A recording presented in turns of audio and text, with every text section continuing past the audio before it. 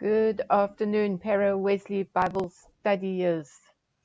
It is good to be with you again. It's great to see Angela and Ivan there already, and Honey and Neville. I feel I'm trying to refine myself after being on leave. I've already been back for a week, but I feel like when you take the battery out of your cell phone and it loses everything, and I'm trying to find my place and find where I am and what's happening. So I hope that you can hear me and that everything is working properly as we climb back into our study on Zechariah. Hello, George. Nice to see you there with us as well. We are looking today at Zechariah chapter 5, reading from verses 5 to 11. It is Zechariah's seventh vision, and it is entitled The Woman in the Basket. I'm just going to pick up a few things from it, and then we're going to look at the use of women, the idea of Babylon, and also a comparison to Revelation. We're going to try and fit all of that into 15 minutes. Thanks, honey, that everything's fine. Great. Then the angel who was speaking to me came forward and said to me, "Look up and see what is that is appearing." I asked, "What is it?" He replied, "It's a measuring basket." Okay, that there, it's actually an ephah is the Hebrew word, and we know that ephah was the measuring basket that they used. And he added, "This is the iniquity of the people throughout the land." Then the cover of lead was raised, and there in the basket sat a woman. He said, "This is wickedness." And he pushed her back into the basket and pushed the lead cover down over its mouth. All right, ephah would not normally apparently have had a lead cover that is very heavy and is down to try and keep something constrained and to keep it in. And so the imagery there is that this wickedness is very dangerous, is trying to get out, and is having to be kept down. Of course, nowadays we use lead to protect against radioactivity, and so it's a bit hard to escape from that sense, but it's the same idea, the protection to keep the thing constrained. Then I looked up, and there before me were two women with the wind in their wings. We're not quite sure who these women are or were.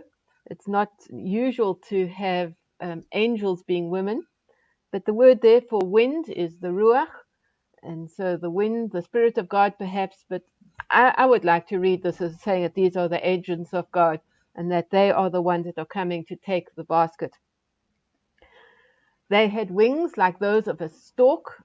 Now, apparently, the scholars say that a stork, the Hebrew is chasida, and the word for faithful ones or faithful is chasid. And so it is probably a play on words there.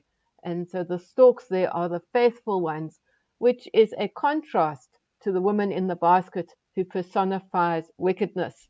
So the faithful ones are taking up wickedness with the lead cover on, constrained, and they're taking it away. "Where are they taking the basket?" I asked the angel who was speaking to me. He replied, "To the country of Babylonia, to build a house for it.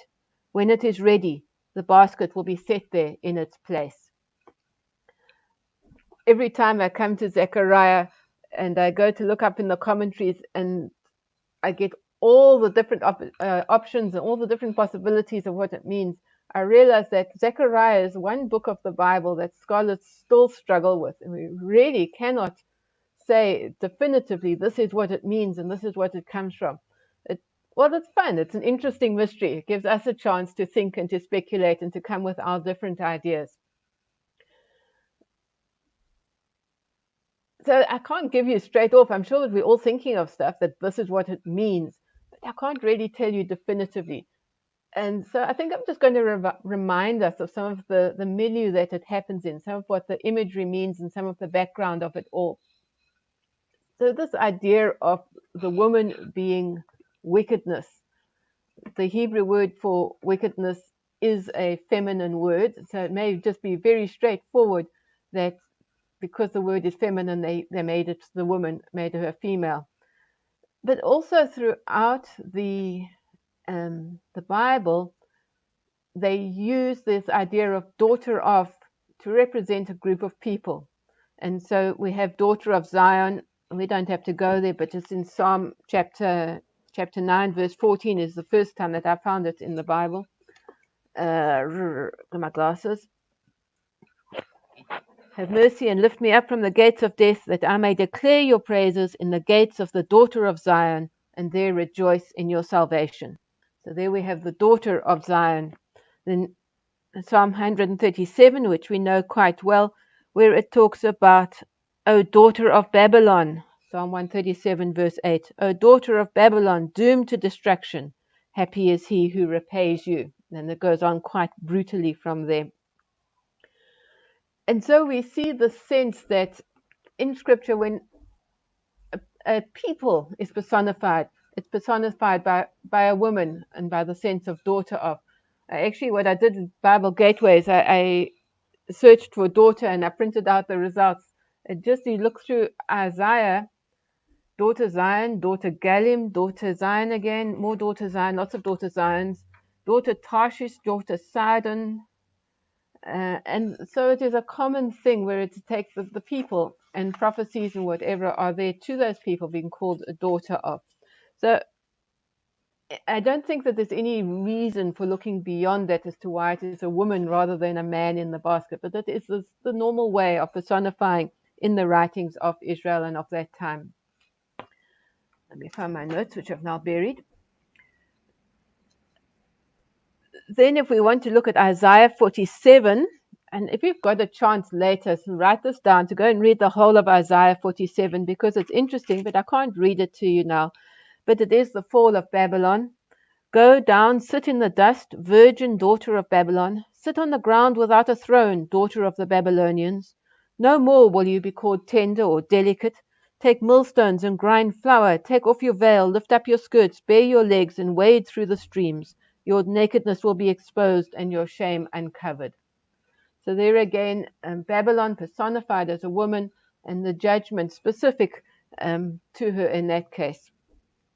We want to see again how God uses women in his imagery, and this is Ezekiel chapter 16. And again, I suggest write this one down and go and read it because, to be honest, I don't have the courage to read this one out loud. You have to go read it to yourself. And the word of the Lord came to me, Son of man, confront Jerusalem with her detestable practices and say, this is what the sovereign Lord says to Jerusalem. Your ancestry and birth were in the land of the Canaanites. Your father was an Amorite and your mother a Hittite. On the day you were born, your cord was not cut, nor were you washed with water to make you clean.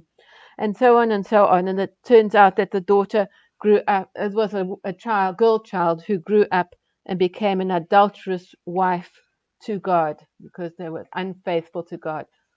And it's quite explicit, so that's why I don't want to read it, and quite long, so I don't want to read it. But the sense of adultery, unfaithfulness, uncleanness that can be personified by a broken marriage relationship. And so when we see writers using a woman there as wickedness, it's not a getting at the female person, but it is a sense of the brokenness, of the disgustingness, of the devastation that there is in evil and there is in sin, as well as simply that I hope I'm putting this right, but anyway, you must just think about it. We must think about it. We could talk about it just now. And so we see throughout Scripture this idea of the woman. And now just to talk a little bit about Babylon, we know that so this woman in the basket has been taken to Babylon, where a place has been prepared for her. Wickedness has been removed from Israel. And here we can think how we can take that to mean been removed from Israel and been taken away and put in a safe place in Babylon. Okay, we know Babylon, modern day Iraq, there between the Tigris and the Euphrates rivers, Mesopotamia.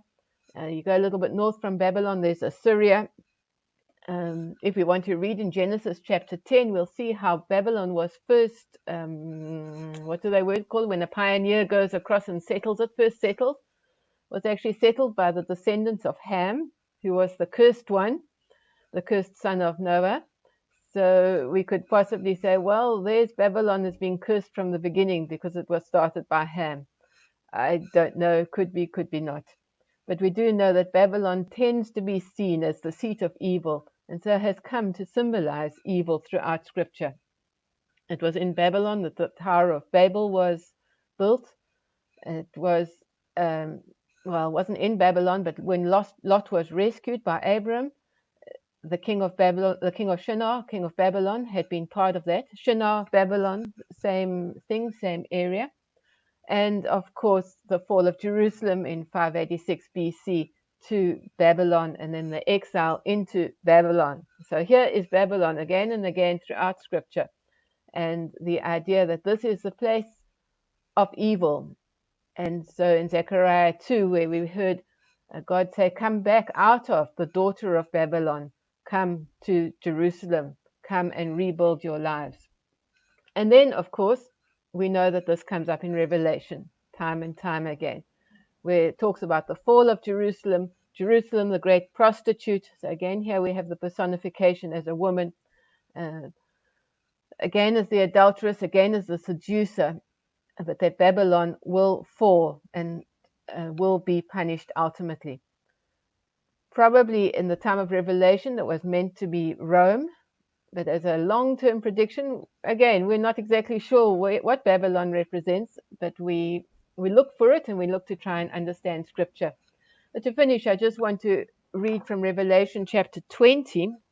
So I have to find my place in the Bible there. Revelation 20, verses 1 to 3, to start with. And we're thinking now about this wickedness in the basket being taken away to put in a safe place in Babylonia. And I saw an angel coming down out of heaven, having the key to the abyss, and holding in his hand a great chain. He seized the dragon, that ancient serpent who is the devil or Satan, and bound him for 1,000 years. He threw him into the abyss, and locked and sealed it over him, to keep him from deceiving the nations any more until the 1,000 years were ended. After that, he must be set free for a short time. Then verse 7, when the 1,000 years are over, Satan will be released from his prison and will go out to deceive the nations in the four corners of the earth, Gog and Magog, to gather them for battle. In number they are like the sand on the seashore. They marched across the breadth of the earth and surrounded the camp of God's people, the city he loves. But fire came down from heaven and devoured them, and the devil who deceived them was thrown into the lake of burning sulfur, where the beast and the false prophet had been thrown. They will be tormented day and night forever and ever. And it carries on about the judgment of the dead. But it's just interesting there to hear about Satan being incarcerated in the abyss or in the pit, and how the woman in the ephah, wickedness, was being taken to Babylonia to be put in a safe place. So, yeah, I guess we can say it means Jesus is going to die for our sin and is going to take away wickedness and throw it for as far as the east is from the west. It could mean that Satan has been tied up for a time, and that whether we're living in that time or the time after he's been loosed, it's hard to tell. But I guess it's for us to think and to pray and to discover. So thank you for joining us on YouTube, those watching now, those who watch later, and those who would like to sign in with Zoom. We will meet there now to hear what everybody else thinks. Thank you, and may God bless you all.